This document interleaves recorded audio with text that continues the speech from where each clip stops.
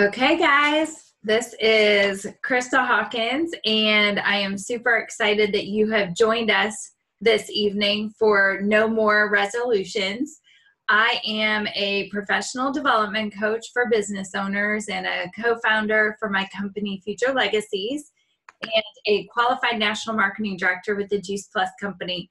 And tonight, I'm super excited to be joined by my partners in crime, Sherry Snyder, who is a qualified national marketing director with the Juice Plus Company. She's a personal trainer, a former collegiate athlete, and a mom of 5 athletic kids. And I'm also joined by amazing Cynthia Hoke, who is a personal financial coach, a mom of 2 littles, and she is a Juice Plus franchise owner. And so we are all about no more resolutions with this Zoom tonight. So I want to ask you this. How many of us actually go into a new year to eat better, this resolution to eat better, to sleep more, to exercise regularly, or to stick to a budget? I know. Yeah, so many of us.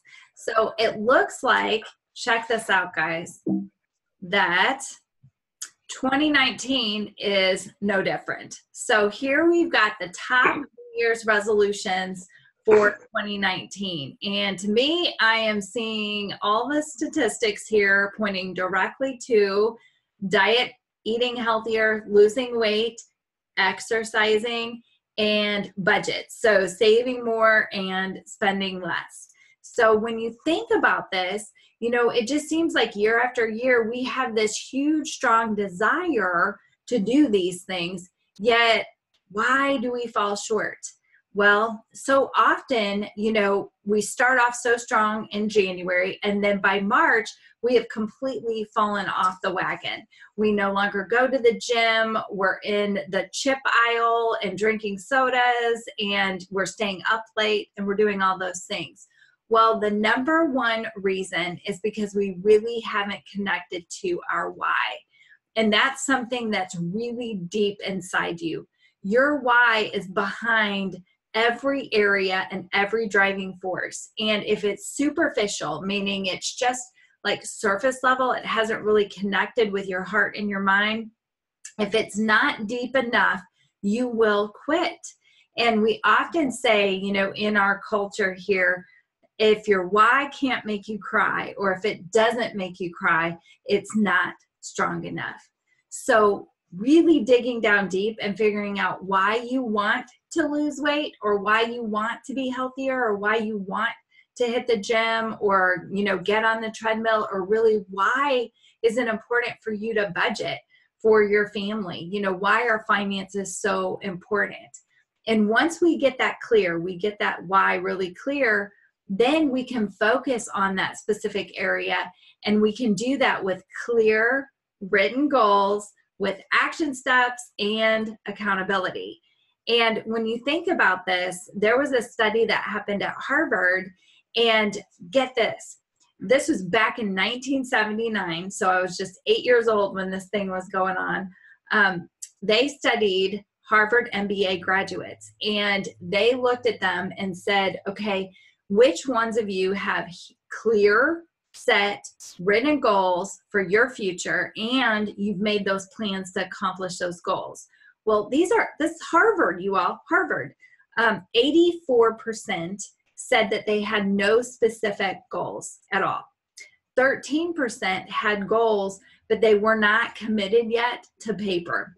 And get this, 3%, just 3%, had written goals. They had a clear plan, for making it happen.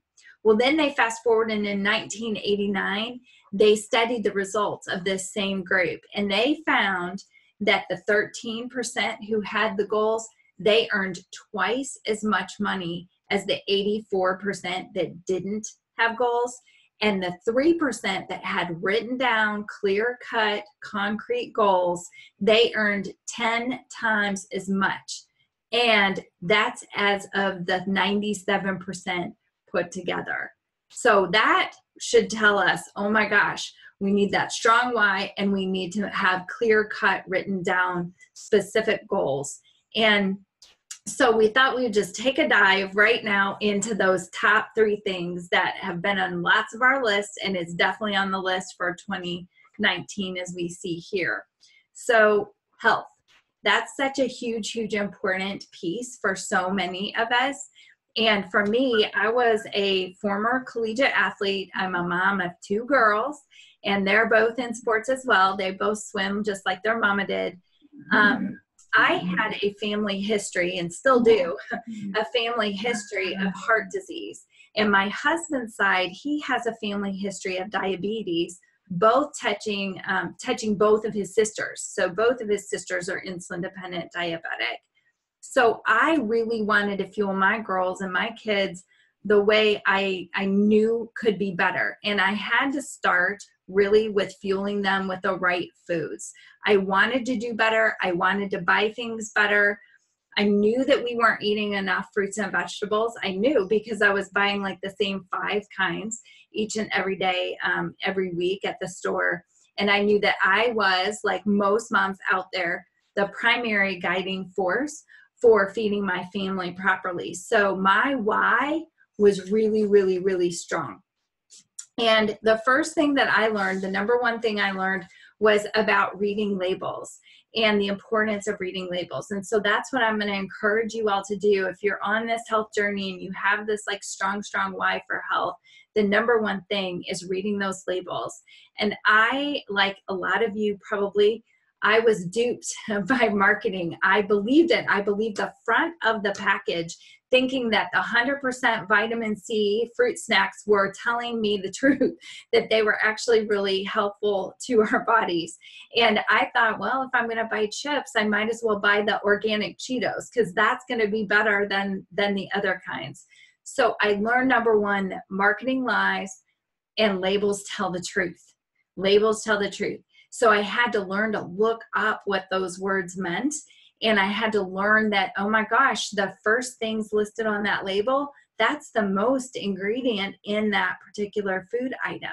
And so once I learned how to really dissect and read those labels, I started to make just simple changes, one change at a time. So I would swap out one ingredient for another, or one product for another when I would go to the grocery store. So I started with peanut butter.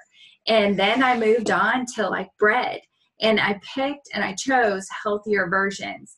I chose to drink a lot more water. And in fact, we need half our body weight in ounces of water each and every day. So then I stopped drinking soda. So I made that switch, and I focused on eating real food, Whole Foods, which is out in the perimeter of the grocery store. So I stayed out of that middle section and I stayed into the sides. And so for me, that was a huge, huge change for my family. It was a lifestyle change. So it wasn't really about being attracted to a diet or a certain diet plan. It was a lifestyle plan of eating real food most of the time. I learned how to make grocery lists. So to look for recipes and make those grocery lists, to meal plan on the weekends, and I learned how to cook more at home. So I personally ditched our multivitamin that I had not researched, and I added in whole food nutrition through Juice Plus. And that was for me and for my girls and my husband. And I did this because I learned how important nutrition labels really were to food. And I did research through the Juice Plus company what it did inside the body. And that was really huge. For us, it was really like supplying us with what we should be eating, with what we really were eating, as good as I was trying to be. And so all of this was 8 years ago. 8 years ago, we made this switch, and I feel so much better at 47, better than I did at age 30. So now I'm off all of my allergy medication. I'm off of a thyroid medication. My oldest daughter no longer takes 3 different prescription allergy medications. And my younger daughter no longer has any issues with eczema. So get this, my why is strong. My plan is strong too. So I encourage all of you to start in the health journey where I did. And now I want to bring my good friend, Sherry Snyder, up to bat, and she's going to talk to you about the whole exercise area, which is that number 2 area that we see here. Thank you, Krista. That was awesome. And I love listening to that. I got some little tips out of there myself, and I can completely 100% relate to how it felt being a victim to marketing. Because about 5 years ago, when I really jumped into my health journey, I thought because the box said healthy choice or lean cuisine, that it was good for me. And it wasn't. There was a lot of things on the back of that box that I wasn't reading, or maybe I was reading some of them. Like I was reading the macros and seeing what my calorie count and fat and proteins and sugars, but I wasn't looking at the fact that it was a lot of processed junk. And because I have always been, for the most of my life, very physically fit, I looked very healthy. And people would always say, "Oh, you look so great," or "You're so healthy," just based on my what I look like on the outside. But the truth of the matter is I was filling my body with toxins. And I thought because I was exercising a lot, that gave me an excuse to eat whatever I wanted to eat. And a lot of people feel that way. And I actually remember being at the gym one time and told someone, well, I ran an extra mile. That means I have an extra 100 calories to eat tonight. And I wasn't really putting the correlation between health and nutrition, but I had the exercise piece down. But it's a lot more than that. So as Krista mentioned, and it's still up on your screen, exercising more is the number 2 resolution for 2019. And she has on there also that it's 65% of all resolutions are to exercise more. The scary part of that is only 8% of the people who put that in there of the exercise being the resolution, only 8% are actually successful. So there's a huge chunk of people that have great intentions, but we have to have more than great intentions. We have to have the follow through.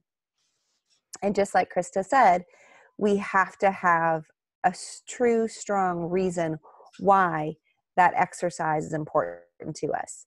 And if you go to the gym in the beginning of the year, it doesn't matter what year it is. If you go, your exercise class is slammed. The parking lot is full. There are no available treadmills. And by about this time, middle of February, about 80% of those people who started to come are no longer coming. And in about another month, most of them won't be coming at all. So before we figure out why it is that people aren't sticking to their exercises, or their exercise resolution, I just want to talk really quick about the common excuses that we typically either hear or that we may be saying on our own. And the first excuse that people will have for why they don't exercise is, I'm too tired. And we're going to debunk all of these really quick as well. So the I'm too tired to exercise in itself is kind of funny because it's the exercise that's actually going to help give you the energy that you're looking forward to. So if you can just put your foot down, like get out of the bed and put your feet down on the floor and get the shoes on and go do what it is that you set yourself to do, you're going to actually have more energy and be less tired. The second excuse is, I can't afford a gym. Guess what, y'all? You do not need a gym. You don't even need to have weights in your house or a fancy machine. You don't need a treadmill. You don't need an elliptical. You don't need any of those things, because honestly, one of the best things that you can do for yourself is to just get out and walk. So as long as you have 2 legs that are capable of moving, you can do that exercise. The third excuse is, I don't have time. Well, this one's kind of a little bit more tricky because I totally 100% understand why people will say that. Between their jobs, the kids going with all of their different things that they have to take care of, the dance, the swim, all the sports and the after school activities. Then it's the cooking and the cleaning and the doing the laundry. And at some point in time, I actually want to sleep. So I understand that there is definitely a huge piece when it comes to time. But a very wise woman once told me, her name is Catherine Lee, and she would always say, there's no such thing as time management. There's only 24 hours in the day, but what you do have is choice management. So I would just ask you all to grab your phone when we're done with this and look and see what your screen time is. How many hours a week are you spending on the internet on your phone, scrolling through Facebook or Instagram or Twitter? And can you take that time and use that to put into exercise? Or maybe you're on a treadmill and you're doing your Facebook. It's multitasking when it comes to exercise. The fourth excuse is, I need to be motivated to exercise. And honestly, I think there's probably no better motivation than to know that your health depends upon it. You absolutely have to be moving. There is a reason why we have a skeletal system and a muscular system. Our bodies were meant to move. God intended us to do that. That is why he created us the way we did. And the fifth excuse is, I don't like to exercise alone. Again, we can get rid of that excuse very quickly. You can go to a gym if you want, and you can use group fitness classes. You can find your neighbors who want to do the same thing. If you have young children and you're a stay-at-home mom, find other young stay-at-home moms who'd like to go to the park, take their kids for a walk on the stroller. There are so many different ways to have someone else get involved with you when you exercise. And if you do go to a gym and you go at the same time day after day, you will start to meet people. They are going to look for you and they will hold you accountable. And the last excuse is, people will say that they get bored easily. And we're going to debunk that by letting you know that there are so many different types of exercises. You do not have to stick to the same thing at all. You can do weight training, you can do cardio, you can do group, you can swim, you can run, you can jump, you can lift weights, you can do body weights. There are so many different things that you can do that there's no excuse being easily bored. And then actually, I think the biggest thing is that people truly are in denial.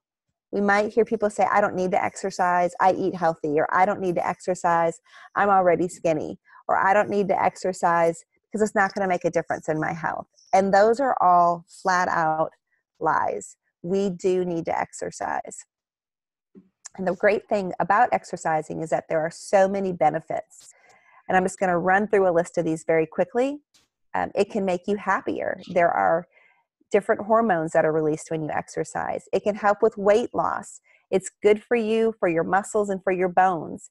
It can increase your energy levels. It can reduce your risk of chronic disease. It can help skin health. It can help your brain health and memory. It can help with your relaxation and sleep quality. It can reduce your pain. And this one's, I hesitate to say it, but I'm going to put it out there. It can help with your sex life too. So if you're struggling, you just have to go do it. And how can you make it easier? How can you make it easier to get out and get out of the bed, put on the shoes, and just make it happen? And this is where it really comes down to it. The first thing is, you just have to change your perspective. All of the excuses just have to be washed away. And what Krista was talking about as far as having your why, but what goes along with it is setting a goal. What do you want to do? It has to be more than just, I want to start to exercise. Because I can walk from my front door to my mailbox and say, yay, I exercised today. We need to go a little bit stronger than that. Schedule a regular workout time. And I think this is critical. I know that if I'm going to work out, it needs to be first thing in the morning. That is the best time for me. It starts my day out right. I feel good. And I can just wipe my hands of it and say, I'm done. It's 8 o'clock in the morning and I have already worked out. Rather than if you go to work and you say, I'm going to go after work today. Well, all of a sudden the boss calls you in and you have a meeting you have to go to, or you're just exhausted and you truly have nothing left to give. So you just go home. If you do it first thing in the morning, you are more likely to do it. Scheduling that time though with a friend, and that way you have the accountability piece to go along with it. Think about fun and variety. Reach out to others for support. But most importantly, it's connecting with your why. And for me, I was a collegiate athlete. Krista mentioned that I've raised 5 athletes. My youngest children are now 17. My oldest is 29. But I have said for the last almost 8 years, in fact, it was right at my 40th birthday, I remember telling my oldest son, I don't ever want to be in a situation where I'm not able to do the things with my family that they want me to do. So now that I have a grandchild, it's even more evident to me. I want to be able to sit on the floor and play with him. Or when he's a little bit older, be outside and run around and not have to take a break because I'm too winded or I'm not in good enough health to be able to play. I want to be able to travel with my family. I want to enjoy my children becoming adults for as long as I can. That's my why. Yes, I totally 100% understand the health benefits. And there's also some vanity. I want to look good. I'm not going to lie or deny that at all. Nothing makes me feel better when someone says, you're too young to be a grandmother. I'm like, no, actually, I am old enough. But it feels good to have those compliments. But more importantly, it's knowing that for as long as my children will have me with them, I am going to be able to live my best life and to enjoy them as they become adults, and to enjoy my grandchildren from the time they're born and hopefully long into their adult life too. So that's why it's so important to me. So that kind of was a quick overview of some of the important things of exercise. I hope I gave you some ways to debunk your excuses and find easier ways to get started. And then I'm actually going to turn it over to Cynthia, and she is going to discuss the financial piece. Thank you, Sherry and Krista, for having me on here. So a little bit of my background and why I'm the one sharing on budgeting and finances. I graduated from Texas Tech University with a degree in personal financial planning. And then whenever my husband and I moved to Tennessee, I attended the Dave Ramsey Solutions training to be a financial coach. And that really is my passion. I think what was so good, as Krista and Sherry both shared, we have to know our why. And this made me actually think, why am I so passionate about budgeting and finances? And it honestly goes to my parents, and money was tight, and I saw the struggle. And so I think that is a big reason that pushed me to major in financial planning. And then also my husband is a pastor, and so we have to be on a budget. And so it comes from some very personal reasons, and hearing sometimes that we couldn't afford things growing up makes me want to figure out how not to tell my children the same thing, for them not to hear that same thing all the time. And so that's really a big why for me. So budgeting, it's really not exactly everybody's favorite topic, but as you can see from Krista's list, it was number 4 on the 2019 resolutions, is to save more money and spend less. But budgeting is important. And just as our screen shares, it's important because we need boundaries, and I really firmly believe we need boundaries in lots of areas. We need boundaries in relationships. We need boundaries in the food that we put in our body and what we serve our body with. And then also a budget, honestly, those boundaries give us freedom. And also debt freedom. The next slide actually talks about how our consumer debt, this is actually from 2017 to 2018 from the slide I had, but it rose 7.6% in consumer debt. And so our country is, the average debt of Americans is at least, I was looking at some statistics, like student loans is like $50,000 is the average for a family. And so debt is a major part of the way American culture lives. And so budgeting helps us with that freedom. And that is a lot of my passion as well.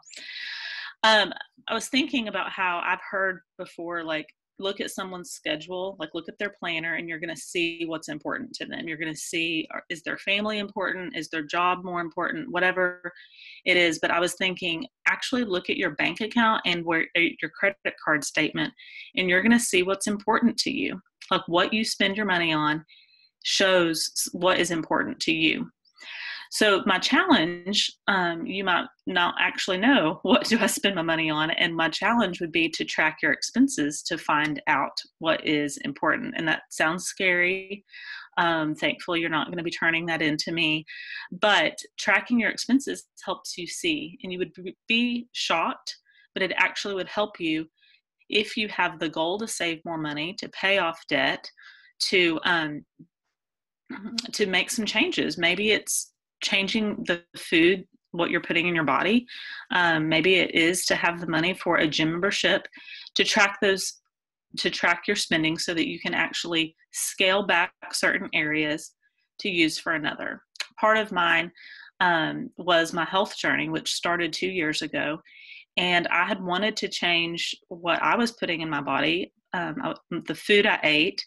And also I wanted Juice Plus for my family. I'd heard about it. I just hadn't done anything about it. And I wanted that for my family. And so scaling back certain areas, for us, an area that we do scale back has been eating out, or also sometimes just my trips to Starbucks, because I can scale that back and use those funds to eat healthier, to cook healthier meals, which actually is twofold, because then you save money and then you also are putting the healthier food in your body.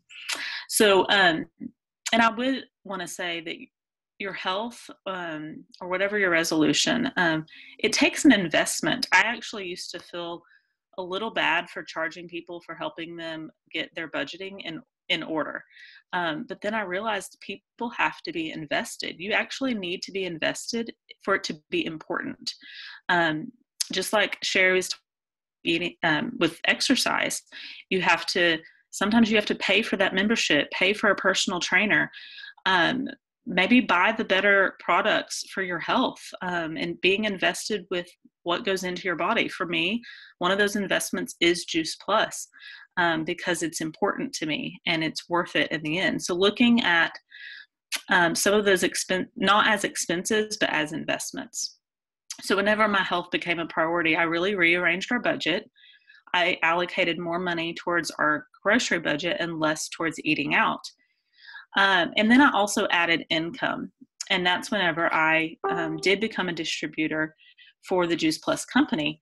And then actually it became another stream of income. And this slide right here says, many streams make a mighty fine income. And if you look at that, I love the visual, like of the waterfall. Like, we all would love a waterfall of money. And so many streams can make that. And I actually take a step back and I look and I'm like, okay, I have like income from 4 different avenues in my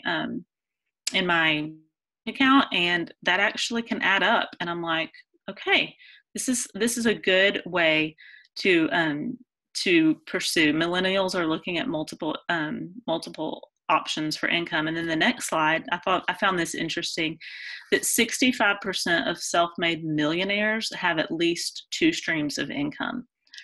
And so if the most wealthy of our nation are looking at having multiple streams of income, then obviously like they're the ones maybe that we should pattern ourselves after, at least in the streams of income.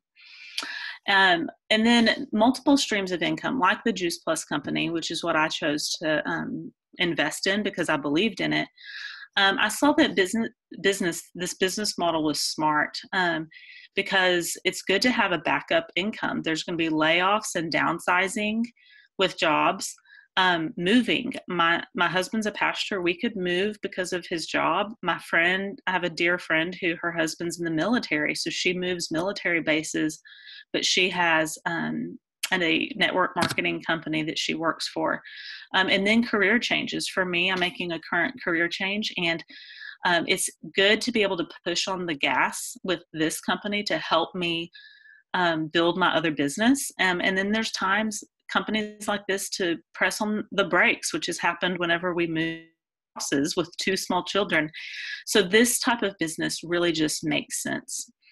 And that was is the business model of something like this does make sense. Whenever from the money mindset, I looked and I thought, okay, it's a low risk. $50 a year is super low risk, and I am not a risky person. So that was smart. There's no quota. I talked about the brake versus the gas. Not having a quota definitely gives you some. The promotions are locked in. That means your promotion will never be taken away from you, which is a huge plus. And then also for me, there's no inventory of keeping up with different products. I don't have to have an entire closet full dedicated. So the business model just made sense to me. And then the residual income. And I'm not sure if we have that one on here, but there is a lot of residual income.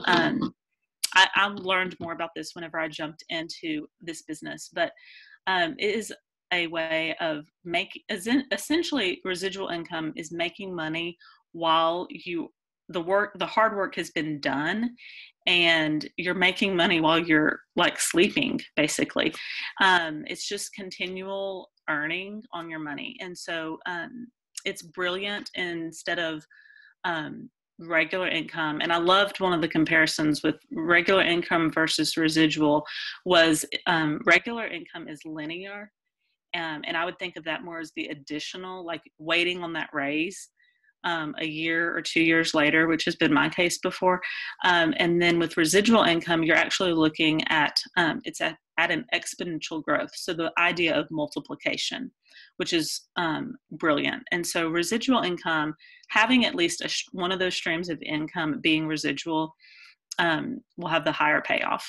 And then, so your goals might be tackling debt. Maybe that was a 2019 goal, tackling debt, saving more money in the year. And then I just wanted to give a basic idea. If you're wanting to save more money, doing the 52 weeks of savings, so saving $1 the first week in January, and so on and so forth. And it's going to add up to be about $1,300, closer to $1,400 at the end of the year. But the thing I want to circle back around with New Year's, like the no more resolutions, that every day can be a new time to start. I think what happens with New Year's resolutions is we can get very down on ourselves if we fail. Like, oh, I didn't go to the gym this week, or I didn't eat healthy for an entire week, or oh, I didn't save for the last 3 weeks like I was planning on my savings plan. But remembering that we have to give ourselves grace, and we're not failures, and every day is the chance to start again. Change takes time. I look back at my health journey, and it really did start 2 years ago, and it's still happening. I'm still changing things in our pantry and in our refrigerator. It doesn't happen overnight. I think about when I signed up for my first half marathon years ago. I didn't wake up the next day a runner. I had to practice. I had to train. And instead of thinking of the 13 miles, I had to think about the first mile and then the second mile. So I hope that those things help you. I think budgeting is the same way. It's going to take time. If you have need more help with budgeting, just talk to whoever invited you, and they would be happy to get you my contact information. Awesome. Thank you, Cynthia. That was great. You're welcome. That was great. And I'm telling you, there's some good stuff here in terms of all of what we've learned. I'm going to go ahead and stop the sharing there. So everything that we have learned through tonight, whether it's through your health and what you're eating, or if it is through exercising and a good exercise plan, or if it is through your budget and your finances, we are going to say 2019 is your year for no more resolutions. So choose your priorities, focus and make your plan, eat well, get sleep, exercise, gain control over those finances, and think about adding in a residual income stream, a multiple income stream source to your family. So if you would like any more information about any of these areas, get with the person who invited you to this Zoom tonight. We're so glad that you joined us. So good night and happy 2019.